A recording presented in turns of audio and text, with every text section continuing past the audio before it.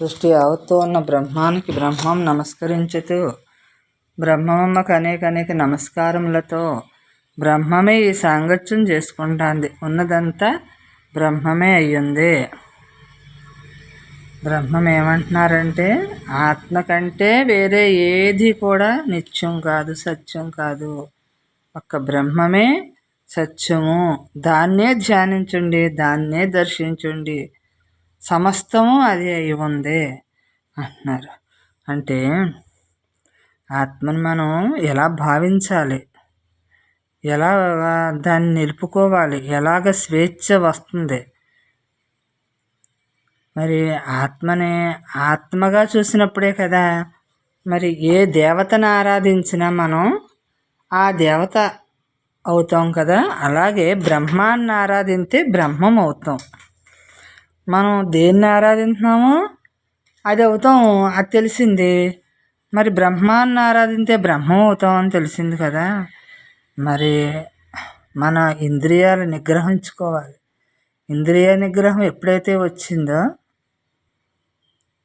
అప్పుడు ఏకాగ్రత లభించింది. మన లోపల ఏకాగ్రతగా ఉంటుంది. అంటే మనస్సు ఉండి లేనట్లుగా ఏకాగ్ర వహిస్తుంది. అప్పుడే బ్రహ్మం మనకి తెలియబడుతుంది.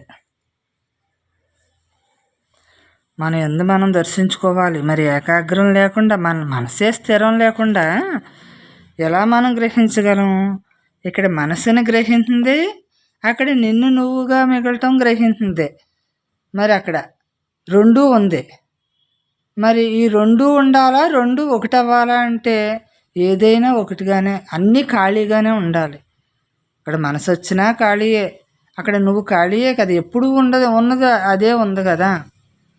దీన్ని విడదీసుకున్న తర్వాత రెండు ఒకటిగా ఉన్నప్పుడు మనకి అంటే దానికి అర్థమైపోయాక పట్టించుకోదనమాట. దీన్ని పట్టించుకోక రెండు ఇంకా ఏది విడిగా కనిపించకుండా ఒకటిగా ఉంటుంది. పట్టించుకున్నంతసేపు ఏం చేస్తుందంటే దీంట్లోకి లాగుతాందని తెలిసిన మాల ఇది నాకు వద్దు, నేను బ్రహ్మంగా మిగలాలని అనుకున్నాము. బ్రహ్మంగా మిగలటం చూసుకుంటామంటే ఇది అది ఏకమైపోతుంది. విడిగా దీన్ని చూడడం కాబట్టి విడిగా కనిపించట్లేదు అంతే. చూస్తే విడిగానే ఉంటుంది కదా. మనకి ఏకాగ్రతగా ఉండాలి. లోపల మన చిత్తం ఏకాగ్రం అవ్వాలి. అది ఇంద్రియాల నిగ్రహం అయిన తర్వాతే మనకు అది తెలియబడుతుంది. సృష్టిలో ప్రతిదీ కూడా నాకంటా వేరుగా ఉందని చూసాం. మరి వేరుగా ఉన్నదే ఒకటి ఎలా అవుతుంది అని అనిపిస్తుంది కదా. వేరుగా ఎవరున్నారు? వేరుగా ఉన్నానని అనుకుంటంలోనే వేరుగా ఉన్నాం అంతే. నిజానికి అది ఒకటే. మనం అనుకోవటంలో వేరుగా ఉన్నాం. అంటే ఈ వాసనలు ఇవన్నీ కూడా మనల్ని వెంటాడి దాన్ని మనకి ఆ వాసనలన్నీ అంత తేలిగ్గా ఒక పట్టాన్ని వదిలిపెట్టవు కదా. మరి ఈ వాసనలు ఎలా తొలగించుకోవాలి అంటే మన సంకల్ప రాహిత్యం అవటమే వాసనలు తొలగించుకోవటం. ఈ సంకల్పాలన్నీ కూడా ఎవరికి కలుగుతున్నాయి, ఎవరిని ఇబ్బంది పెడుతున్నాయి ఇవన్నీ అంటే ఇదంతా క్షణికం కదా. మరి ఎప్పుడు కూడా మన మనస్సునే సవరించుకోవటం, విచ్చలవిడిగా ఉన్నదాన్ని మన వైపుకి తిప్పుకుని దాన్ని మనం ఒక దారిలోకి పెట్టుకుంటే అప్పుడు ఇంద్రియాల నిగ్రహం కలుగుతుంది. ఆత్మగా ఉంది అనేసి ఆ విషయం బాగా మనకు బోధపడుతుంది. ఈ విషయవాసనలు అన్నీ కూడా ఏం చేస్తాయంటే ఒక విషంలాగా మనల్ని ఇబ్బంది పెట్టేస్తాయి. అంటే కల్పించుకున్నదే కదా. విషయానికి ఎంత జడుతామో విషం ఉంటాయో నేను ఈ విషయం నాకు వద్దు, నేను చచ్చిపోతానేమో ఈ విషం తింటేని, విషం తాగితే అని ఎలా అనుకుంటామో మరి ఈ విషయాలు కూడా మనల్ని ఇబ్బంది పెట్టేస్తున్నాయి కదా. అంటే ఈ విషయాలు ముందు ప్రారంభంలో బాగుంది అనిపిస్తుంది, తర్వాత అది ఎదురు తిరిగిన తర్వాత అక్కడ నాకు వద్దు ఈ విషయం వద్దు అని అక్కడ వెనకం చేస్తూ ఉంటుంది. అలాగే ఏదైనా మరి భర్త అవనివ్వండి, పిల్లలు అవనివ్వండి, బంధువులు అవనివ్వండి, ఎక్కడైనా సరే ఎదురు తిరిగాక అయ్యి బాబా వద్దు వీళ్ళతోటి అనిపిస్తుంది కదా. అంటే వాదన ఏదు, ఎందుకు ఈ వాదన అనిపిస్తుంది. అలాంటప్పుడు మనం ఊరికే అలా పడి ఉంటాం. మళ్ళీ మళ్ళీ మనకి గుర్తులోకి ఉండదు కాబట్టి మళ్ళీ మళ్ళీ అలా ఉంటాం. అలా మళ్ళా అలా ఎదురు తిరుగుతుంది. మాయ అంటే అదే, ఎదురు తిరగటమే మాయ. అప్పుడు దాన్ని మనం అలా చూసినప్పుడు ఏం చేస్తుందంటే తగ్గుతూ ఉంటుంది. అందులోకి ఆ విషయంలోకి తగ్గుతా, ఆ విషయంలోకి జోలికి వెళ్ళకుండా తగ్గుతా తగ్గుతా తగ్గుతా అలా వదులుతాయి ఈ వాసనలో. మామూలుగా వదలవు కదా. అందుకే మనకి ఏది ఎదురైనా మన మంచికి అనుకోవాలి. అందుకని మన మంచికే, నా మంచికే జరుగుతుంది ఇదంతానే. ఏది జరుగుతావన్నా నా మంచికే, అంతా బాగుంటుంది, అన్నీ బాగుంటుంది. కానీ నేనుగా ఉండాలి. మరి ఇవన్నీ కూడా నాకు ఇలా జరగకూడదు అని అనటానికి వీల్లేదు. జరిగేది జరుగుతావంటే నువ్వెవరు అంటానికి? నువ్వే లేవంటా అంటే ఉన్నదే వాడే అంటా అంటే విడిగా ఎక్కడుంది అసలు అని. మనలోకి మనం ఎంతసేపు ఇంక బయట చూపు మానేసి మనలోకి మనం చూసుకుంటూ ఉండాలి. మరి బుద్ధి స్థిరపడినప్పుడే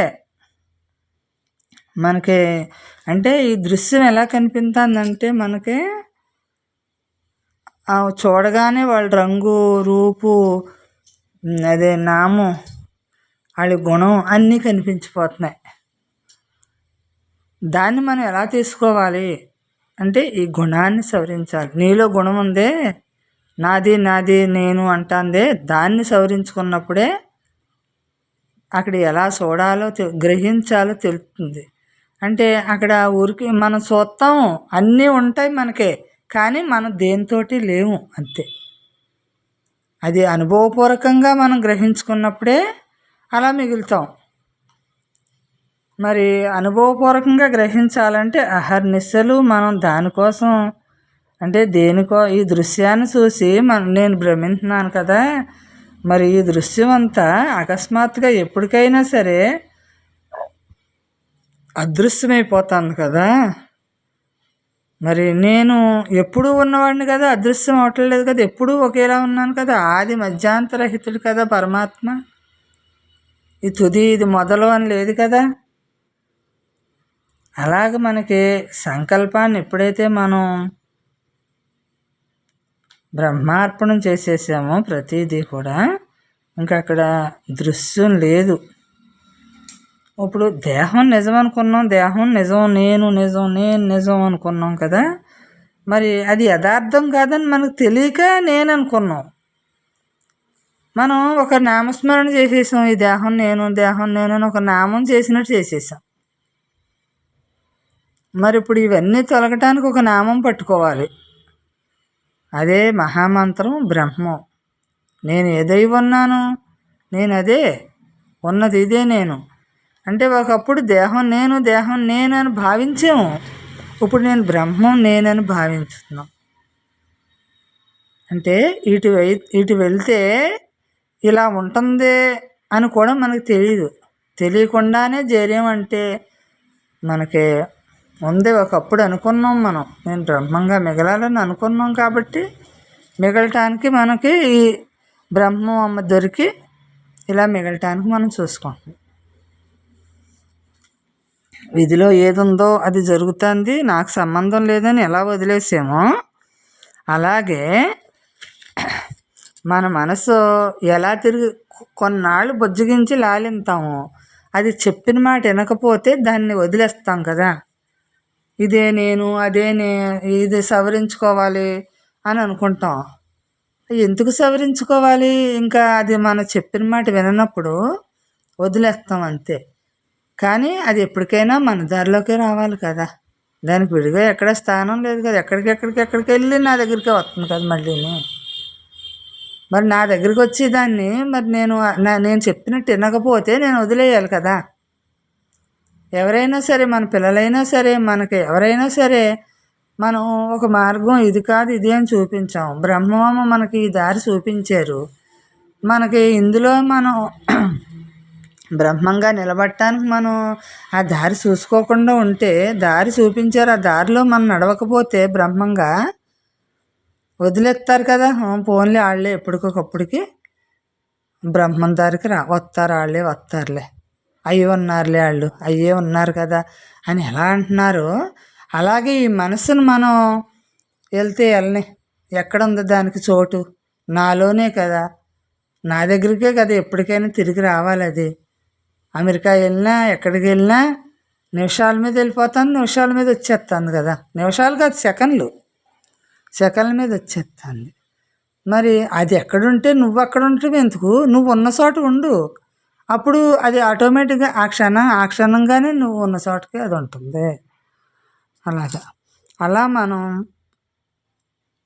దీన్ని మామూలుగా తెలుసుకోవటానికి ఇది సాధ్యం అవ్వదు. బ్రహ్మం అసలు మనకి లోపల ఈ పని జరిగినప్పుడు అక్కడ నిలబెడుతుందా ఉంటుంది.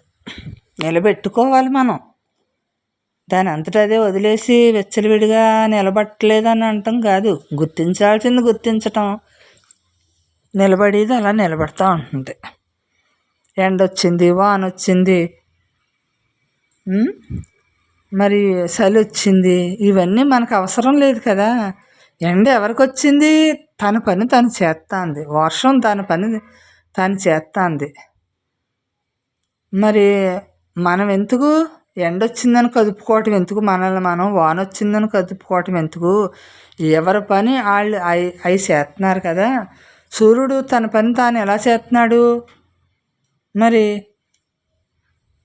తన టైం తనకే అలాగ బ్రహ్మం, ఇదంతా కూడా బ్రహ్మం జరుగుతుంది. మన అవయవాలన్నీ ఎలా అమర్చాడు? ఏట్ల పైన చేసుకుంటున్నాయి కదా, లోపల అరిగించుకుంటుంది కదా. హార్ట్ దాని పని చేస్తుంది, కిడ్నీలు దాని పని చేస్తున్నాయి. మరి మన పని ఎందుకు మనం వదిలేస్తున్నాము? మన పని ఉండటం కదా మన పని.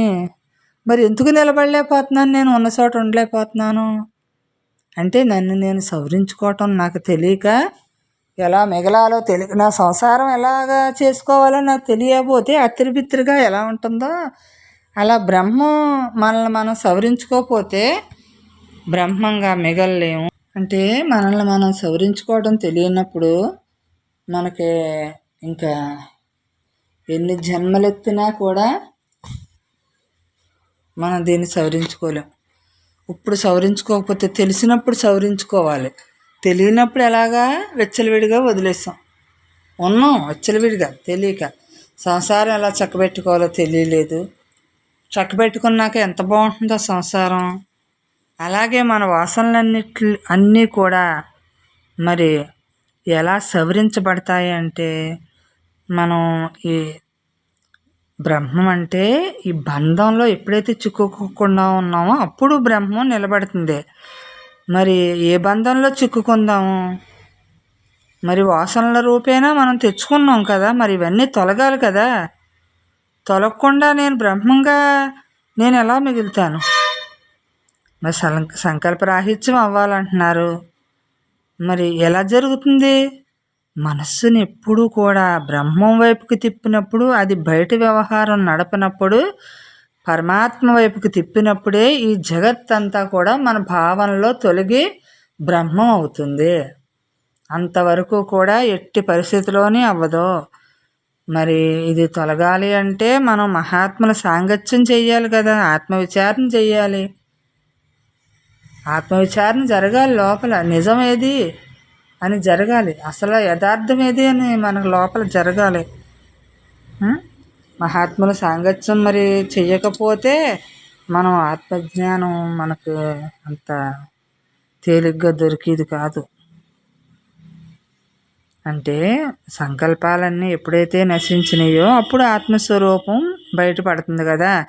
మరి మన జగత్తునేమో బ్రహ్మంగా తోచకపోతే, అంటే మనల్ని మనం బ్రహ్మంగా చూసుకున్నప్పుడే జగత్తు బ్రహ్మంగా తెలియబడుతుంది.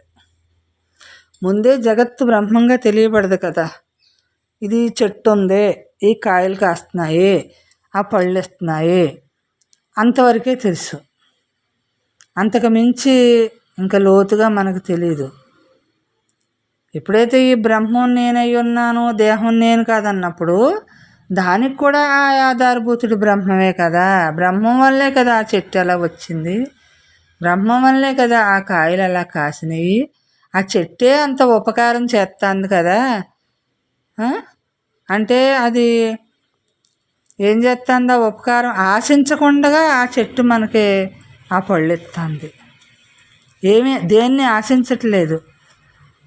మరి మన బ్రహ్మం ఏది ఆశించకుండానే మనకి ఇలా బ్రహ్మం తెలియపరుస్తున్నారు కదా. మరి మనం ఏం చేస్తున్నాము? ఏదో ఆశించి బ్రహ్మం కావాలంటున్నాము. ఏమి ఆశించనంతసేపు నీకు బ్రహ్మం దొరుకుతుంది, కానీ ఏది ఆశించినా బ్రహ్మంగా మనం మిగలలేము. ఏది ఆశించకూడదు. ఎందుకంటే నువ్వే అదై ఉన్నావు. నువ్వు ఎందుకు చేయి జాపాలి? దేనికోసం నువ్వు చేయి జాపాలి? నువ్వే అది కదా అని ఆత్మ నిగ్రహం అలాగా నిగ్రహించుకోవాలి. నేను దేనికోసం ఇవన్నీ నాకు కావాలనుకుంటున్నాను, కావాలని అనిపిస్తుంది నాకు, మరి ఇవన్నీ నాకు అవసరమా అంటే అవసరం ఉన్నది పోనీ పర్వాలేదు, అవసరం లేనిది కూడా ఇంకా ఇంకా ఇంకా ఇంకా మనకు కావాలని కోరిక పడుతుందే. అసలు బ్రహ్మం దగ్గర కోరిక అనేది ఉందా? బ్రహ్మమే అంతా అయినప్పుడు మరి బ్రహ్మానికి ఇంక ఏమి లేదని కోరుకుంటుంది. అలాగే నేనే అదై ఉన్నప్పుడు మరి ఇవన్నీ నాకు అంటే ఇది శాశ్వతం అనుకుని నేను ఇది కోరుకుంటున్నాను కదా. మరి ఈ కోరిన కోరిక తీరటం లేదు. తీరుతుంది, ఒక్కొక్క టైంలో తీరుతుంది, ఒక్కొక్క టైంలో తీరదు. మరి ఆ తీరినప్పుడు దుఃఖం కలుగుతుంది కదా.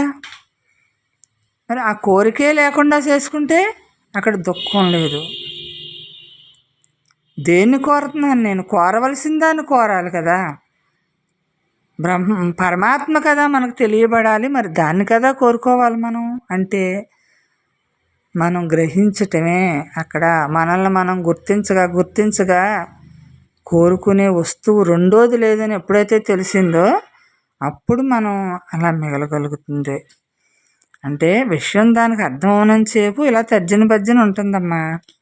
విషయం అర్థమయ్యాక ఏమీ ఉండదు. అసలు విషయం దానికి అర్థమైపోతుంది అన్నమాట. అంటే మనం సంకల్పం ఉండకూడదు, నాకు సంకల్పం ఉండకూడదు అనుకుంటానే మన టైం వేస్ట్ చేసేస్తే కుదరదు. సంకల్పం ఎవరికి కలుగుతుంది? నీకా? మరి నువ్వు ఉన్నది ఎవరో? నువ్వు బ్రహ్మాన్నయ్య ఉన్నానంటున్నావు కదా, మరి సంకల్పం ఎవరికి కలిగింది? అంటే ఇక్కడ దృశ్యం లేని దానికి సంకల్పం కలిగింది. దృశ్యం లేదు, ఉంది ఉంది ఉంది అని మనకి అలా గోచరం అవుతుందని ఉందనుకుంటున్నాం. లేని దాన్ని పట్టుకుని ఉందనుకుంటున్నామే. అసలు ఈ సంకల్పమే లేదు, సంకల్పం లేదు, వికల్పం లేదు, ఏమీ లేదు. అది ఎప్పుడైతే శాంతి లభించిందో మరి ఎటువంటి సంకల్పం లేదు, వికల్పం లేదు. మరి యథార్థమైన జ్ఞానం కలగాలి మనకి. మామూలుగా జ్ఞానం మరి యథార్థం అయిన జ్ఞానం అంటే నువ్వు పరమాత్మ అయి ఉన్నావు, ఈ దేహం నువ్వు కాదని తెలిసిన దాన్ని నేను పరమాత్మగా ఎలా మిగిలేనో మనం చూసుకుంటున్నాము. చూసుకోగా మనకి శాంతి వహిస్తున్నాం కదా. మరి ఇది యథార్థమైన జ్ఞానం కదా. మరి సంసారంలో ఉండాలి కదా నేను. మరి ఇవన్నీ నాకు ఎలా జరుగుతాయి, బ్రహ్మంగా నేను ఎలా మిగలగలను అని అనిపిస్తుంది మనకి. లోపల ఈ చిత్తంలో సంసారం ఉండకూడదు, కానీ మరి ఈ సంసారంలో ఉండాలి కదా. మనం తెచ్చుకున్నది కదా ఈ సంసారం. మరి దీన్ని వదిలేసి ఎక్కడికో వెళ్ళి ఏదో సాధించేది కాదు కదా ఇది. సాధించడానికి ఏముంది? ఏమి సాధిస్తావు? నిన్ను నువ్వు తెలుసుకోవడానికి నువ్వు ఉన్న చోట ఎక్కడన్నా నువ్వు సాధించగలుగుతావు అన్నదానికి రుజువు తెలుస్తుంది కదా మనకి. గృహస్థుల్లో ఉంటే ఇదంతా సాధ్యం కాదనిపించింది ముందు. తర్వాత గృహస్థులో ఉండి కూడా మనకు బ్రహ్మాన్ని చూసాం కదా. గృహస్థులో ఉండి కూడా ఇలా తరించవచ్చు అని గ్రహించాం. తరించవచ్చు అంటే నేను ఇంకెక్కడికి వెళ్ళినా ఏముంది, ఇక్కడ ఉన్న చోటనే ఉండి ఈ గృహస్థులోనే ఉండి నేను తరించవచ్చు. ఈ గృహస్థు వీళ్ళందరూ మనకు అడ్డం కాదు, మనం కావాలని కలగజేసుకుంటే అడ్డం అవుతున్నారు అంతే. మనం కలగజేసుకుంటున్నాం, అవసరం లేని దాన్ని అవసరం చేసుకుంటున్నాం. వాళ్ళు ఒక రకం చేసుకున్నప్పుడు దాన్ని చేసుకొనివ్వాలి కదా, మనం అడ్డం తగులుతున్నాం అక్కడ. అందుకని అక్కడ వ్యతిరేకమైపోతుంది. అంటే ఎవరి విధిలో ఉన్నది వాళ్ళకి జరుగుతుంది, జరిగేదాన్ని జరగనివ్వాలి. కానీ జరిగేదాన్ని నువ్వెవరు ఆపటానికి? అంటే అక్కడ కావాలని కలగజేసుకుని యుద్ధం కావాలని లోపల యుద్ధం సృష్టించుకుంటున్నా. అక్కడి నుంచి ఎంత గందరగోళంగా ఉంటుంది మన లోపల. అంటే ఎదురు తిరిగేసరికి మనకి అక్కడ ఇబ్బంది కలుగుతుంది. ఎవరు ఎదురు తిరిగినా, మన చిన్నపిల్లలు ఎదురు తిరిగినా మనకి ఇబ్బంది కలుగుతుంది. ఎందుకంటే మనకి అందులో కలిసి ఏదో చేయాలని, ఏదో నేను బాగు చేయాలని అనిపిస్తుంది. నువ్వెవరివి బాగు చేయటానికి? అయిపోయిన సినిమాని ఇంకేముంటుంది బాగు చేయటానికి? జరిగేది అలా జరగని, నాకెందుకు అనేసి అలాగ జరిగేదాన్ని ఎప్పుడు కూడా జరగనివ్వాలి. వద్దు, కాదు, అవును మనకి ఏమి అనిపించకూడదు అసలు. జరిగేదాన్ని జరగనిచ్చినప్పుడే ఇప్పుడు మనకే ఏది జరుగుతుందో అది జరుగుతుంది. మరి ఇది కావాలని మనం ఏమన్నా ఇప్పుడు సృష్టించుకున్నావా? లేదు కదా. మరి జరిగిపోతుంది కదా, అనుకోపోయినా జరిగిపోతుంది కదా. ఒకప్పుడు అనుకున్నది ఇప్పుడు జరిగిపోతుంది. ఇప్పుడు ఏమనుకుంటున్నాము? బ్రహ్మంగా మిగలాలనుకుంటున్నాం కాబట్టి అది జరుగుతుంది. భవిష్యత్తు అంటే భవిష్యత్తుని మనం దృష్టిలో పెట్టుకోక్కర్లేదు. ఇప్పుడు జరిగేదాన్ని ఎలా ఉన్నాను నేను, నా స్థితి ఎలా ఉంది అంటే నేను మిగలాలి కదా. మిగలటమే కదా నేను చూసుకోవాలి. మిగలగా నేనంటే ఏంటో నాకు బయటపడతాను. నా దృష్టిని ఎప్పుడు కూడా నా వైపుకు తిప్పుకున్నప్పుడే నేను బాగుపడతాను, నేను సుఖపడతాను, నేను ఆనందో బ్రహ్మగా మిగులుతాను. నా వైపుకి తిప్పుకోకుండా ప్రపంచం వైపుకి, దేహం వైపుకి తిప్పినప్పుడు నేను సుఖపడట్లేదు. అంటే ప్రపంచాన్ని వదిలేయటం కాదు, దాంట్లో మెలుగుతూనే నీ లోపల అది కలగకుండా చేసుకోవటం. అదే బ్రహ్మార్పణమైన జీవితం అంటేనే. మరి జీవితం హాయిగా జీవించటమే కదా జీవన్ముక్తి అంటేనే. బ్రహ్మార్పణం అన్న సృష్టి యావత్తు ఉన్న బ్రహ్మం నమస్కరించుతూ, బ్రహ్మముకు అనేక నమస్కారములతో బ్రహ్మమే ఈ సాంగత్యం చేసుకుంటుంది. ఉన్నదంతా బ్రహ్మమే అయ్యింది. మరి మనం ఎన్నో జన్మల నుంచి కదా విశ్రాంతి లేకుండా అనేక జన్మలు ఎత్తి వచ్చాము. మనం ఏ సంబంధం పెట్టుకోవాలి అంటే బ్రహ్మ సంబంధం ఒక్కటే మనం పెట్టుకోవాల్సింది. మనం అమ్మ దగ్గరికి ఎందుకు వెళ్తున్నాము? ఈ బాధలో, ఈ బెంగలో ఇవి తీర్చుకోవటానికి కాదు కదా మనం అమ్మ దగ్గరికి వెళ్ళేది. మనల్ని ఆ మూలం తెలుసుకోవటం కోసం, మనల్ని మనం అనుభవించటం కోసం. దేహం నేను కాదు, నేను బ్రహ్మాన్ని అని తెలుసుకోవటం కోసం మనం అమ్మ దగ్గరికి వెళ్ళాము.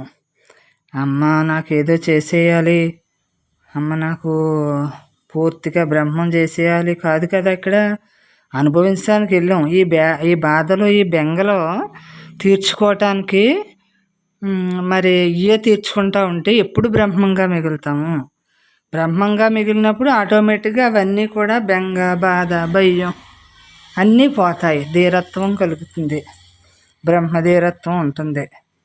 మరి అనేక జన్మల నుంచి తెచ్చుకున్నదే మరి వాసనలన్నీ కూడా దగ్ధం అవ్వాలి అంటే మరి సాంగత్యం చేయాలి కదా. సత్తువుతో సాంగత్యం అంటారు, అలా సత్తువుతో సాంగత్యం చేయాలి. అసత్యంగా ఉండకుండా సత్యంగా ఉండటం అంటే ఏంటి? అసత్యంగా ఉండటం అంటే దేహం నేనే అని జీవించకుండా బ్రహ్మం నేనే అని జీవించటం. మరి ఆ సాంగత్యం చేసుకుంటా అంతటా నిండి ఉన్నవాడు ఎవరో, ఉన్న యథార్థం పరమాత్మ కదా. మరి నేను పరమాత్మగా వినాలి, పరమాత్మగా మాట్లాడాలి, ఉన్నదే తాను అనేసి, నేను అసలు లేదనేసి ధ్యానం చేసుకుంటా, ధ్యానాభ్యాసం చేసుకుంటా సాక్షిభూతుడిగా అలా మిగిలి బ్రహ్మార్పణమైన జీవితాన్ని అలా గడుపుతూ ప్రతి జీవి కూడా బ్రహ్మమై ఉన్నాడు అని మన ఆయుర్దాయాన్ని మరి బ్రహ్మంగా వినియోగించుకుంటేనే బ్రహ్మంగా మిగలగలుగుతున్నాము. అంటే బ్రతికుండగానే మనకి ఇది జరగాలి, దేహం ఉండగా జరగాలి. దేహం వెళ్ళిపోయిన తర్వాత మనం ఏమి చేసేది లేదు. బ్రహ్మంగా మిగలాలి అంటే మరి మనకి వృద్ధాప్యం వచ్చాక ఏమీ చేసేది లేదు. ఇప్పుడే మనం చేయవలసింది చిన్నప్పటి నుంచి చెయ్యాలి. మనకి తెలియలేదు కాబట్టి ఎప్పుడు తెలిసిందో అప్పటి నుంచి కూడా మనం అలా బ్రహ్మంగా మిగలాలి. మరి బ్రతికుండగా ఉన్నంతసేపు కూడా బ్రహ్మాన్ని మాత్రం వదిలిపెట్టద్దు. ఆనందో బ్రహ్మగా మిగలాలి. ఇప్పుడు ఎలా ఉన్నాం? మనం ఆనందో బ్రహ్మగానే ఉంటున్నాం కదా. మరి దీన్ని నిలబెట్టుకోవాలి. దీన్ని నిలబెట్టుకున్నప్పుడే మరి నిలబెట్టుకోవాలి అంటే మనం మనసు కదలకూడదు కదా. మనసు కదలకూడదంటే మనం ఎలా మెలగాలి, మన దృష్టి ఎలా మార్చుకోవాలి?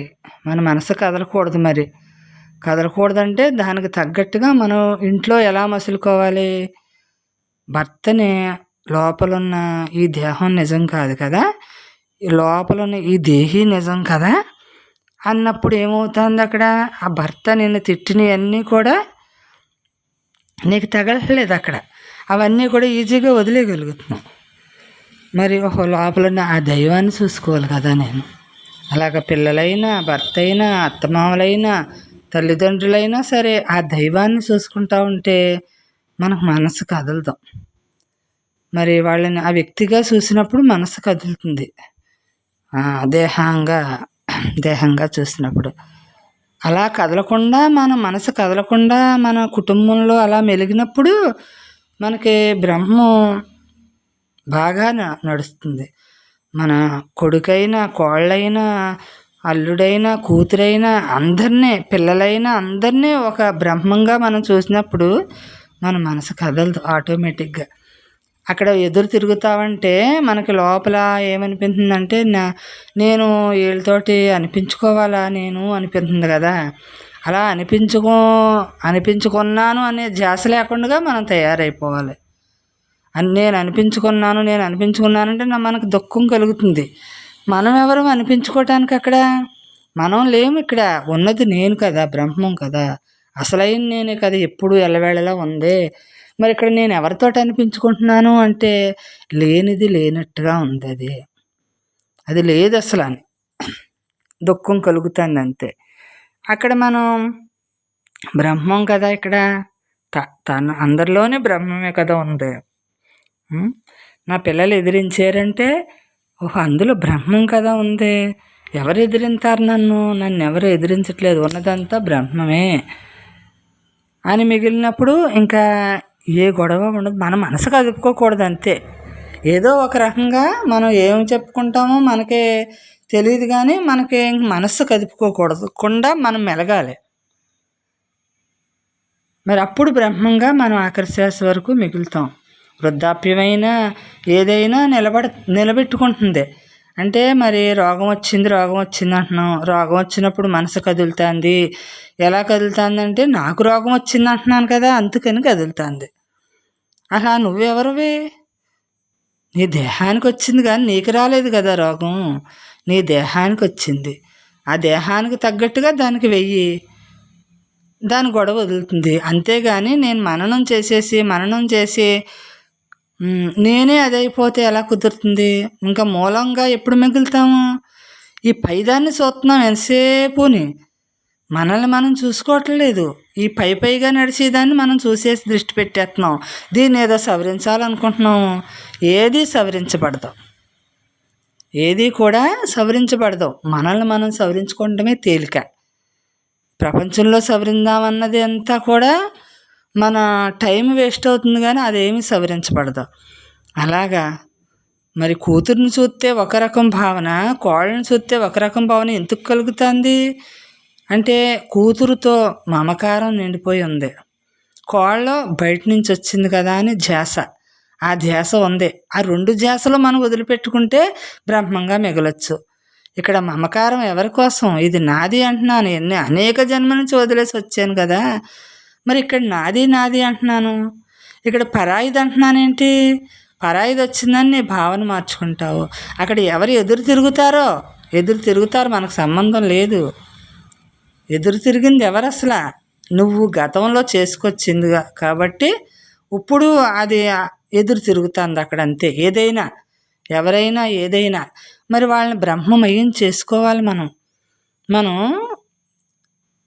ఎవరు ఎలా ఉన్నా మనం మాత్రం ఆ ప్రేమ వదలకుండా ఉంటే ఎప్పటికైనా వాళ్ళకి ఆ ప్రేమ అందుతుంది కాబట్టి వాళ్ళల్లో మార్పు జరుగుతుంది అన్నమాట. మన ప్రేమ వాళ్ళకి అందుతుంది. వాళ్ళు శత్రువుగా మనల్ని చూస్తారు, అయినా మిత్రుడిగా మనం వాళ్ళకి కనిపిస్తాం. ఎప్పుడు? మన నడత చూసుకొని, మన నడత అలాగా మనం మిత్రుడు చేసుకోవాలి, మనం మిత్రుడు అవ్వాలి. ఈ విశ్వంలోకి ఏ ఆలోచన పంపుతున్నామో అది అక్కడ చేరుతుంది. మనం నెగిటివ్ పంపుతామంటే నెగిటివ్గా చేరిపోతుంది అక్కడ. పాజిటివ్గా ఇది పరాయోళ్ళు కాదు కదా, అందరూ బ్రహ్మాలు కదా, పరాయి అన్నది ఎవరున్నారు? వాళ్ళల్లో బ్రహ్మాన్ని చూద్దాం. ఆ బ్రహ్మం నీకు సహాయపడుతుంది. మరి బ్రహ్మ సహాయం అందుతూ ఉంటుంది. అక్కడ ఎంతవరకు నీకు ఒంటి మీద పడేది ఉందో అక్కడ పడతావు, అయిపోతుంది, పని అయిపోతుంది. మరి దీనికోసమా నేను ఇలా మార్చుకోవడం? తెలియకే కదా నేను ఈవేళ వాళ్ళని అలా చూశాను, తెలియకే కదా. ఇప్పుడు తెలిసింది కదా బ్రహ్మంగా. అప్పుడు ఇలా చూద్దాం. ఇలా చూసినప్పుడు ఏమవుతుందంటే ఈ విశ్వంలోకి బ్రహ్మంగా చూసింది ఎప్పుడు కూడా బ్రహ్మంగా మిగులుతుంది. అలా మిగలగా ఇంక శత్రువు లేడు, మిత్రువు లేదు అక్కడ. ఇది నాదన్నది లేదు, అక్కడ పరాయిదన్నది లేదు. రెండు కూడా ఒకటవుతుంది. ఆ స్థితిలో మనం పైకి చెప్పుకోవక్కర్లేదు, లోపల మనం అనుభవంలోకి తెచ్చుకోవాలి దాన్ని. ఓహో, నా ఆలోచన ఏది పంపుతున్నానో దాన్ని విడిగా చూస్తున్నాను కదా, నేను చూసి కొలిది నాకు అది దూరం అయిపోతుంది. మరి దాన్ని వ్యక్తి దృష్టిలో పెట్టుకోకుండా పరబ్రహ్మంగా మనం ఎప్పుడైతే చూస్తున్నామో, ప్రతి ఒక్కళ్ళని పరమాత్మగా ఎప్పుడైతే చూస్తున్నామో మనకు ఆ ఎదురయ్యేది ఎలా ఉంటుందంటే పరమాత్మ మనకి ఇంకా ప్రేమ పెరుగుతుంది అన్నమాట. అసలైన ప్రేమ అందుతూ ఉంటుంది.